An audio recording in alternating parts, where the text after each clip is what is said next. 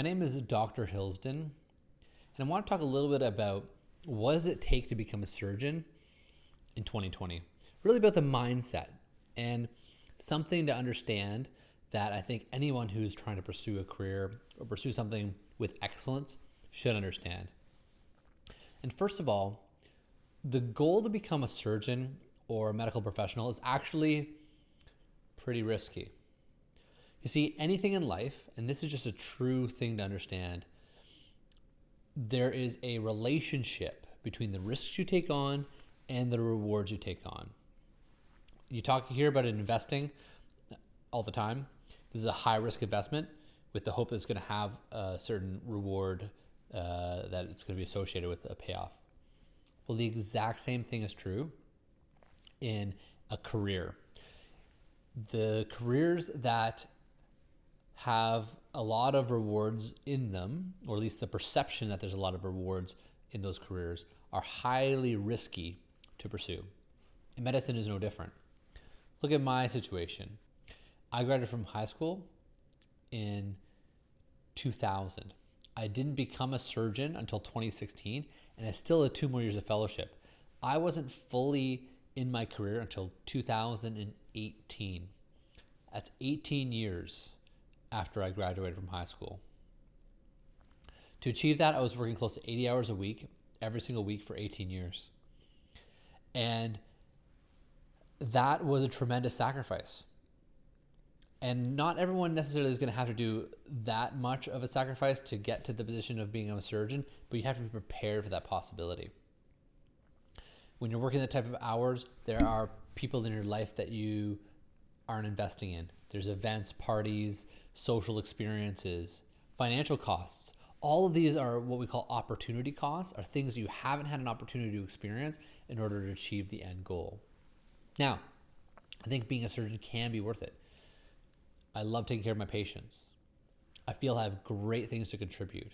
I'm proud of what I've accomplished, and I've trained my mind and body to pursue things. That's fantastic. But the time in my life from 2000 to 2016, 2018, there are many things that I didn't experience, many things that you sacrifice. Now, a lot of people will say, well, isn't the outcome worth it? And of course, that is only something that you as an individual can decide. If you want to pursue a medical career, you can do it.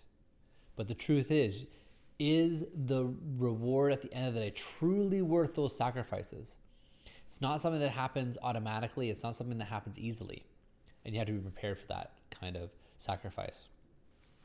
The same thing is true if you want to pursue art as a career. If you want to pursue acting, if you want to pursue engineering, if you want to pursue anything at a high level, there is a sacrifice. You have to make a sacrifice, and that sacrifice frequently is experiences in your youth.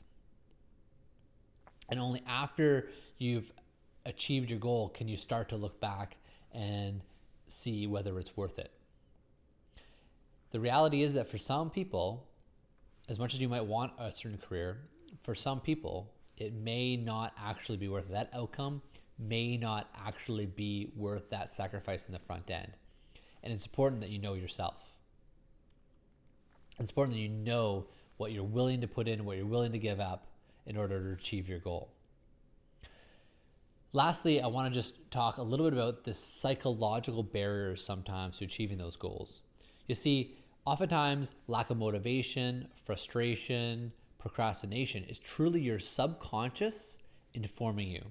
Your subconscious is saying, maybe this effort isn't actually worth it.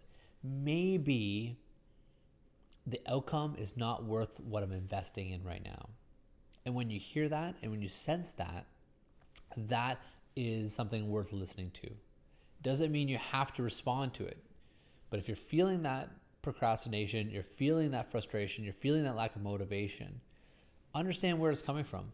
Maybe your subconscious is saying, you know what I'm desiring on the conscious level is not in line with what I internally want as an individual, that my self-conscious truly wants for me, because it's placing a barrier there. It's pushing against, it's resisting that behavior. Again, what you want to achieve is up to you and becoming a doctor and being a surgeon has an incredible barrier to entry. There's tremendous sacrifice that you have to take to have this career, but it is rewarding. And if it's worthwhile to make those sacrifices for you, I'm sure you can do it.